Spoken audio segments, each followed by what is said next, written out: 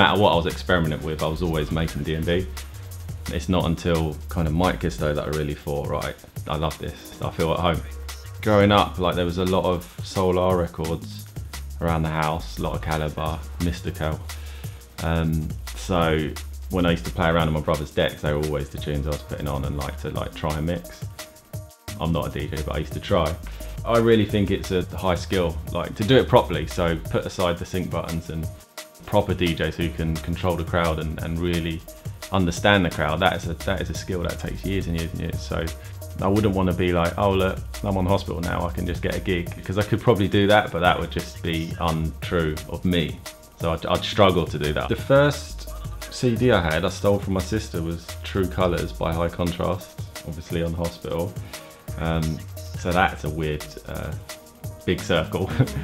But it was probably, I think, Expose and Return of Forever, that was on the True Colours album.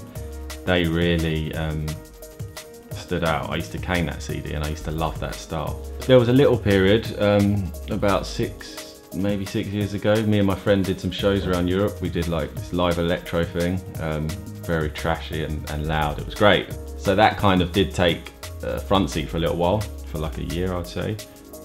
Did some really cool gigs, but then I just wanted to go at it on my own, do my own thing, and that's when I started Mitekiss.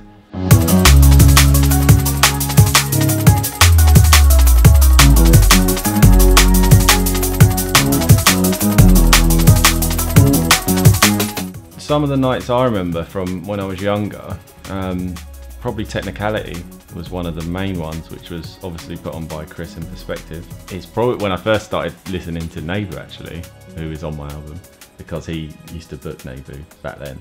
But actually, clubbing in and around London, when I was a teenager, I went to a lot of indie and rock and roll clubs. And so that's like, a lot of that music I love, and I grew up listening to that. I know the world keeps moving on, so I sing my song. For some reason I've got this tag of being liquid. Everyone does it. But I wouldn't necessarily say I am. I know a lot of the earlier stuff was quite liquidy, but I've never just made those kind of tunes. I would say I make music for myself, and sometimes not even for DJs, which is terrible. Or maybe more the home listener, in fact, or people that just want to enjoy an album.